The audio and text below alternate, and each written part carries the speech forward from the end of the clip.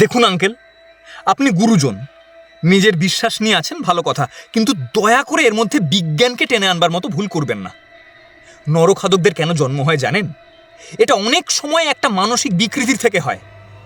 নিজেকে বাঁচানোর জন্য ভয় থেকে এই রোগের সৃষ্টি হতে পারে। আবার বেশ কিছু উপজাতির মধ্যেই অভ্যাস রয়েছে। অনেক মানুষ অথচ খাদ্যের অভাব। এই পরিস্থিতিতে নরখাদক মানুষের সৃষ্টি হয়। কুরু বলে এক রকমের বিরল স্নায়ু রোগ থেকেও এই অভ্যাসের জন্ম হয়। আরও বহু কারণ আছে এই রোগের পিছনে। যাই হোক, আপনাকে এইসব বোঝানোর ইচ্ছে বা সময় আমাদের নেই। আপনি নিজের ধারণা নিয়েই থাকুন, আমরা বিজ্ঞানের ছাত্র হিসেবে নিজেদের মতেই স্থির থাকব। আজ আমাদের আর বসার সময় নেই, চলি। ও, আপনাদের সাথে কথা বলার সময় আছে।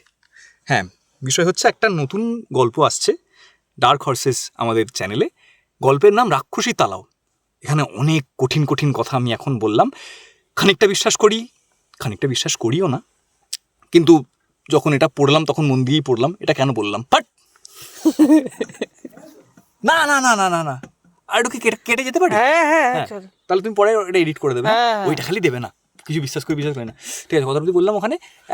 তুমি চালিয়ে রেখেছো নাকি? হ্যাঁ। অ্যাকশন পোজ করো। এগুলোই তুমি আবার দিয়ে দেবে, আমি জানি। হ্যাঁ। তুমি ঠিক এইগুলোই দেবে। হ্যাঁ, এই গল্পটা আসছে ডার্ক হর্সেস চ্যানেলে। গল্পের নাম রাক্ষসী তালাও।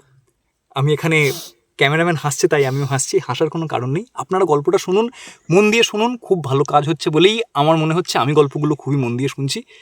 আপনারা পাশে থাকলে আরও ভালো গল্প বলবার সুযোগ পাবো, আমরা উৎসাহ পাবো।